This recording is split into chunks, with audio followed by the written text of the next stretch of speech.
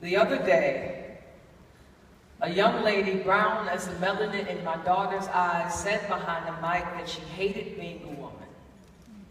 She wanted to know what it meant to be one. I've often wondered the same, looked around for the teaching of such to tell me of myself.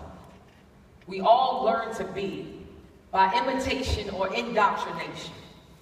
Mama and media can't help but train, tutor us into carbon copies of themselves, so then knowing who we are or what we should be is really understanding whose costumes we wear on most days, whose skeletons we switch with when Adam took his nap.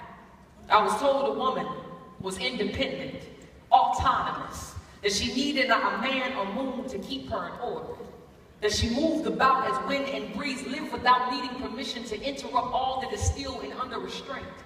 I was told a woman cannot truly be herself, that is, if herself is not light enough, dark enough, if her hair is no Rapunzel replica, or if it be too Underground Railroad for those cotton-acted men to stomach.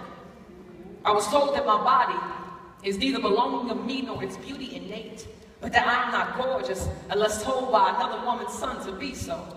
Yeah. When did the mouth of men in whose image women are not made in begin to damage us so silently?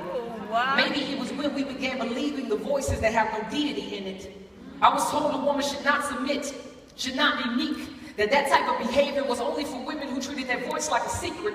I was told not to be a secret but a siren, to be as machete as I can and honor my opinions at the expense of respect. While some men may believe themselves to have liberty over a woman's body as taught how to destroy as only depravity could predict, we have equally learned how to tear and rip and undo dignity with a mere sentence or squint. It's called strong by society. They tell us that's what a backbone looks like. Yeah. But beautiful is the spine that remembers where it came from. Come on, come on. That is knowing of self, not be determined by every wind of doctrine and dust, but God himself. We must unlearn the deepest understandings that compose themselves as empowerment, as freedom. Liberation has never come by way of unbelief. Eve did not attain life by finding beauty in lies, but only a naked body and a husband that forgot her first name. We women must be smarter, must be wiser, must be bent on loving truth, no matter how contradicting it is to a dying culture. I tell you, a woman is no fool unless she chooses to be. Okay. If you ask me, what is a woman? I will tell you that she is a bone made alive, with distinctions that set her apart as does the difference between a firefly and a loophole. A woman is not a man. Her calling is not a synonym of inferiority.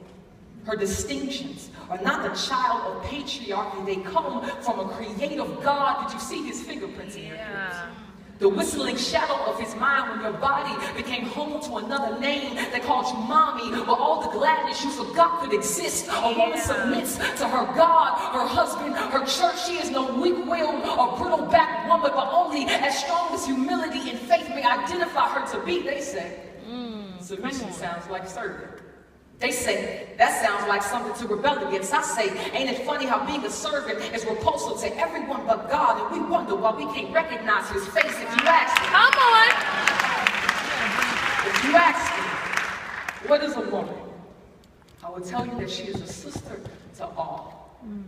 Even those whose blood is not of the same roots, but who is still as kin as her mama's firstborn, and she treats these sisters like a wintered quilt, making sure her mouth does not unstitch that which was made to keep cold hearts warm. We are made up of nurture and everything comfortable, and that is why we feel so deep, why we cry so sudden, because the emotions that make us woman don't make us unstable, but turn us refuge to the chaos where our ribs once sat. We are necessary and nuanced at best. But a woman should be nothing more or less than what God made her to be. If you ask me, what is a woman? I would tell you, ask the God who made her. Yes, Jackie.